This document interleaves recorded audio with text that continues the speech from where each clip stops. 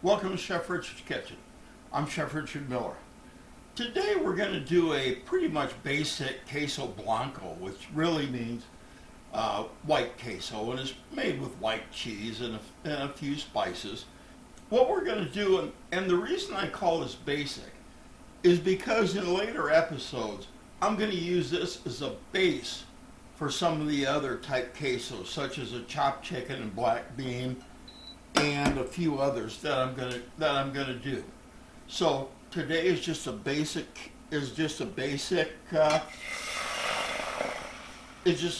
white cheese queso.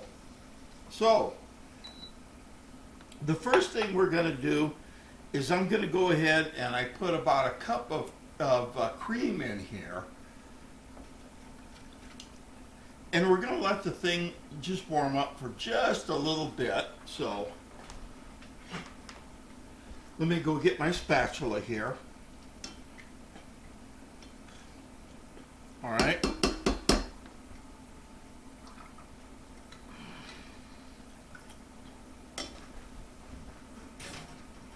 Now let's go through our ingredient list. And we're going to have about 16 ounces of white cheese. And depending on your taste, kind of depends on what you put in here. For example, one of the main cheeses they like to use in here is a Oaxaca cheese. The other is an Ascendero. And others use Monterey Jack. Others use white American. And I've used the Ascendero and white American, and to me it's just a little bit tart. Now if you like it that way, great, that's a perfect combination to use. I don't necessarily use a lot of Oaxaca, and that's because, remember, I'm doing this so that you can find a nice way that you can do some of these recipes without putting in a lot of effort, without having a lot of know-how, without having to have a lot of equipment, and most importantly, without having a lot of budget. And Oaxaca is a very, very, very good cheese. I absolutely love it. But it's about 2 to 3 times as expensive as some of the others. So today what I'm using is I'm using an Acendero cheese, and I'm also using a Monterey Jack. All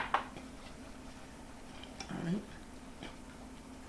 We're also going to use probably a 1/4 teaspoon of Mexican oregano, and you'll hear me say Mexican oregano and Turkish or Greek oregano. What's the difference? There is a difference. They're not even a member of the same plant family. But the Mexican oregano has quite a bit more flavor to it, and when you're doing Mexican or Hispanic dishes, we try and use that as much as we can. We're going to use about a 4-ounce can of chopped green chilies, the mild, and probably a teaspoon and a half, I probably got a teaspoon and a half in here, of cumin. So now that our cream is kind of coming up to temperature, we'll start putting in our cheese.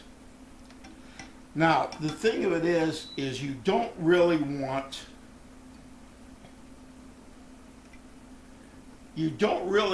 your mixture to boil and get too hot. What you want it to do is just be warm and melt the cheese, because you want consistent in there. And I'm going to turn it to temperature now instead of wattage, and I'm turning it to about 180 degrees, something like that. It won't boil, but it will tend to melt and make it nice and creamy. All right? So let's put all of our cheese in there. Remember, that's 16 ounces, and pick whatever cheeses you want.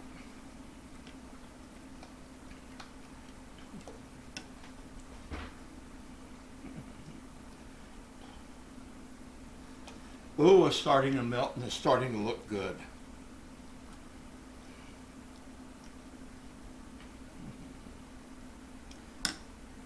I'm going to put up to 200.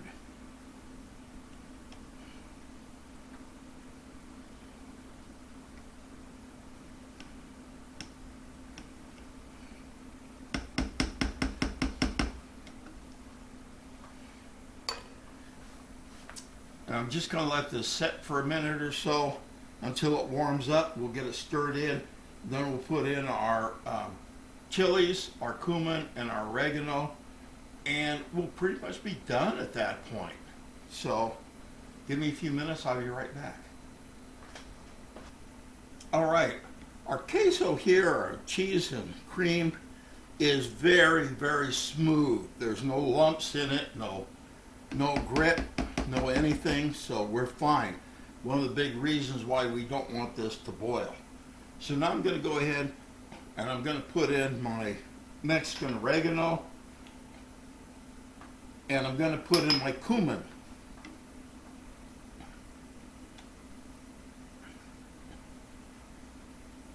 And depending upon what you're going to use this base for, depends on if you put any cayenne or any kind of like serrano or Anaheim or any other chipotle peppers in here. The reason is in the case where I use this for my chicken and black bean queso, is I'm going to use a ghost pepper hot sauce on the top of it. And about the last thing I want there is, you know, a bunch of cayenne pepper in here. So in that case, I'm going to go ahead and I'm going to make sure this is very, very mild. If I'm going to be serving just this alone as an appetizer or something like that, I'm going to put some red pepper flakes or something like that in there, just to kind of give it just a little bit of a kick.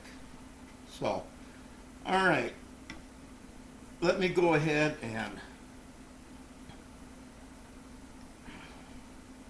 put my green chilies in here.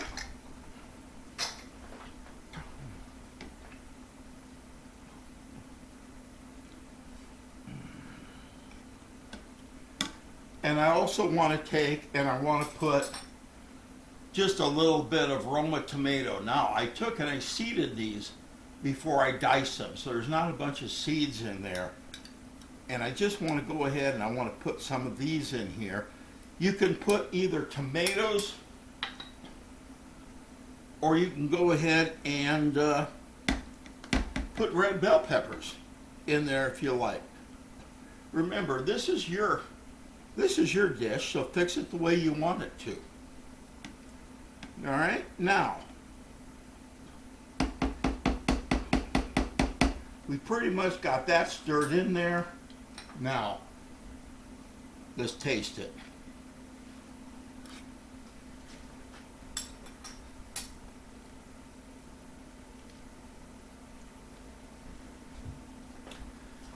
It's very good.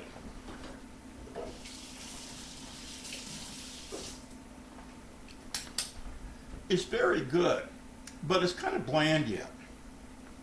So let's go ahead and what I want to do, go ahead and I want to put a little salt and pepper in there.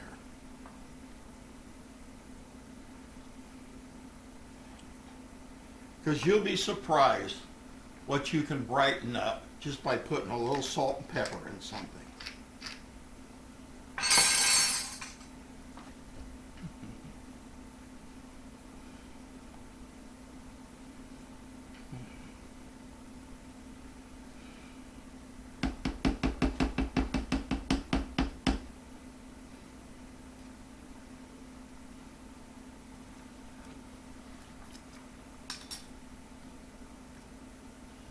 Actually, it's much better, but it's still a little bit bland. I'm going to put a little bit of red pepper flakes in here.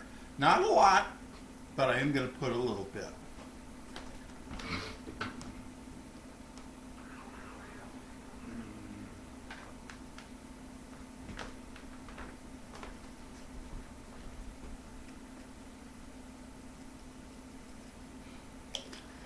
All right. I'm going to put just a little bit more salt in here.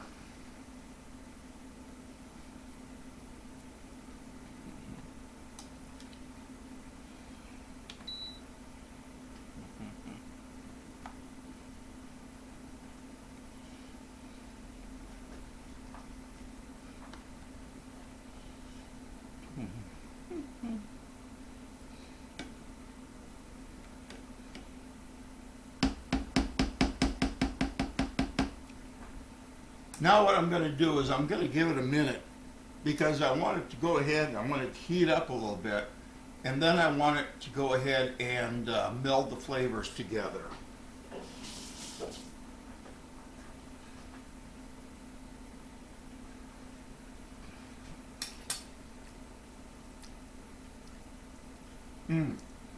Delicious. So let me go ahead and let this sit for about a minute, and we're going to let the flavors meld together, and then we're going to check the heat on it to make sure that we're not too hot, or if we need to add a little more cayenne, we can. So let me go ahead and shut it off right here, and I'll be back in a minute. Okay, it's been about 3 to 4 minutes, and I've gone ahead and I've let this sit on warm at about 180 degrees, and I just wanted to let the flavors kind of meld together. I don't want it to boil because that could separate our cheese and our cream. But I just want to let the flavors meld a little.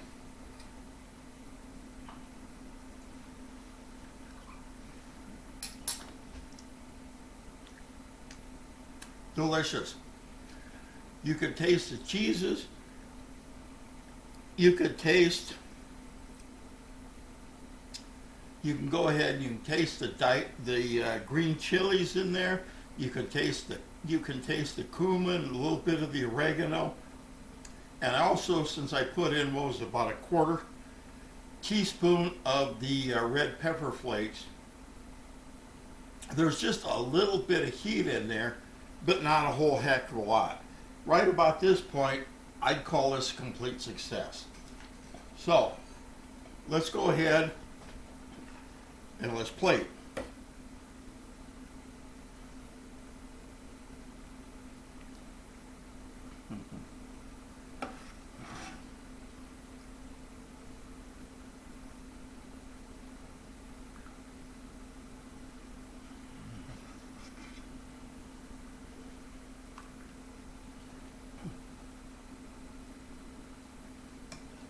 All right, here we've gone ahead and we've put it in a little bowl, and I'll go ahead and I'll put this under the detail camera so you can see it just under there as well. Now, what we want to do is, this is pretty bland. So what I want to do is I want to go ahead and I want to garnish it just a little bit.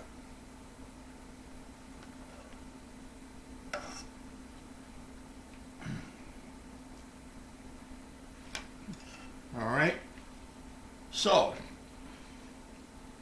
I'm going to put in just a little bit of tomato, a little bit of cilantro leaf,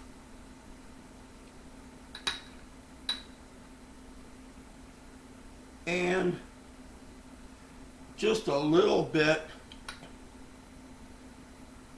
of jalapeno pepper. And here we go. We once again put under the detail camera, so you can get a good view of it. All right. And there we go. There we have Queso Blanco. And I wish you'd give this a try. It's really, really, really good. It's very good for an appetizer, for a pre-meal while you have company and you want to kind of have something to munch on. This is excellent for that. Go ahead and please give it a try. Let me know how you do. I'm always interested in knowing how my viewers, do with some of my recipes. So, in the meantime, once again, thank you for joining me. I really, really appreciate it.